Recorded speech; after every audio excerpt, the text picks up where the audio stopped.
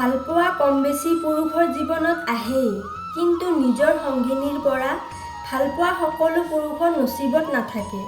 Friends, ভিডিঅ'টো আৰম্ভ কৰাৰ আগতে আপোনালৈ এটা অনুৰোধ থাকিল যে ভিডিঅ'টো সম্পূৰ্ণ চাব, ভাল লাগিলে এটা লাইক কৰিব, আৰু যদি আপুনি চেনেলটোত প্ৰথমবাৰৰ বাবে আহিছে তেন্তে চেনেলটো ছাবস্ক্ৰাইব কৰি কাষত থকা বেল আইকনটো বজাই দিব, যাতে ভিডিঅ'বোৰৰ নটিফিকেশ্যন পাই থাকে।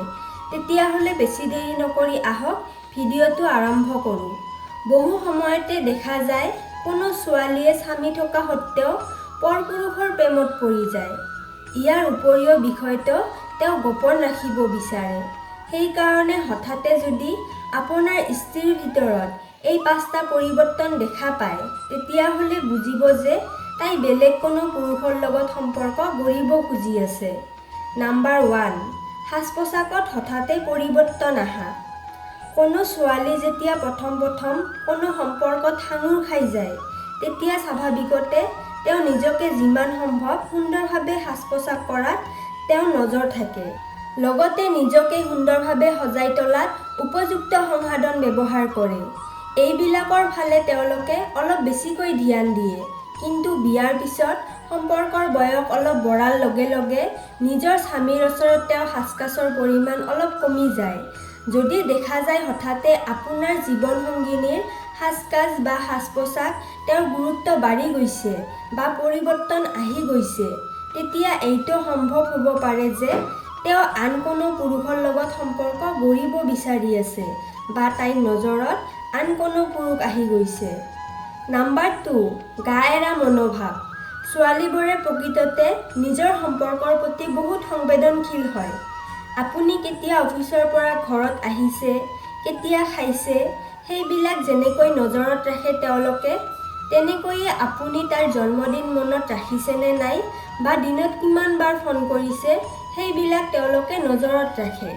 যেতিয়া সিহঁতৰ জীৱনত আপোনাৰ বাহিৰে বেলেগ কোনো পুৰুষ প্ৰৱেশ কৰে, তেতিয়া স্বাভাৱিকতে এই বিশেষ কেইটাৰ ওপৰত তেওঁৰ নজৰ কমি যায়, সম্পৰ্কৰ প্ৰতি এটা গা এৰা মনোভাৱ আহি যায়। নাম্বাৰ 3, সাংসাৰিক বিষয়ত মন নলগা।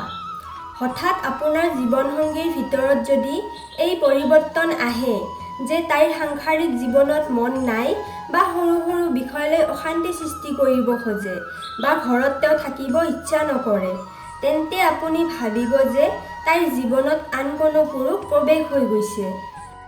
নাম্বাৰ 4, শাৰীৰিক ঘনিষ্ঠতাত অনীহা আহা। প্ৰেম যে কেৱল মনত সীমাবদ্ধ থাকে সেইটো নোকোৱাই ভাল। যিজনী ছোৱালীয়ে আপোনাক ভাল পায় তেওঁ আপোনাক শাৰীৰিক সুখো উপভোগ কৰাব। কিন্তু হঠাৎ কৰি যদি শাৰীৰিক প্ৰেমত আপোনাৰ সংগিনীৰ অনীহা আহে বা তেওঁ আপোনাৰ কাষত আহিব নোখোজে, আপুনি ওচৰত আহিলে তেওঁৰ খং উঠে, তেতিয়াহ'লে এইটো হ'ব পাৰে যে তাইৰ জীৱনত বেলেগ কোনো পুৰুষৰ আগমন হৈ গৈছে। নাম্বাৰ 5, নিজৰ কাম-কাজত গোপনীয়তা ৰক্ষা কৰা। আপোনাৰ জীৱন সংগিনী কেতিয়া ক'ত গৈছে, কি কৰিছে বা কাৰ লগত দেখা কৰিছে, সেই বিষয়ত হঠাৎ কৰি কি গোপনীয়তা ৰক্ষা কৰা আৰম্ভ কৰি দিছে, স্পষ্ট কৰি একো ক'ব খোজা নাই, তেন্তে এইটো সম্ভাৱনা প্ৰবল যে তাই আপোনাক লুকুৱাই বেলেগ কোনো পুৰুষক সংগ দি আছে। ফ্ৰেণ্ডছ, হয়তো আপোনালোকে ভিডিঅ'টো ভালদৰে বুজি পালে। যদি আপোনালোকৰ কিবা প্ৰশ্ন থাকে তেন্তে আপুনি কমেণ্ট কৰি জনাই দিব। তেতিয়াহ'লে আপোনালোকৰ ওচৰৰ পৰা বিদায় লৈছোঁ। কাইলৈ আকৌ লগ পাম নতুন এটা ভিডিঅ'ৰ সৈতে। ধন্যবাদ।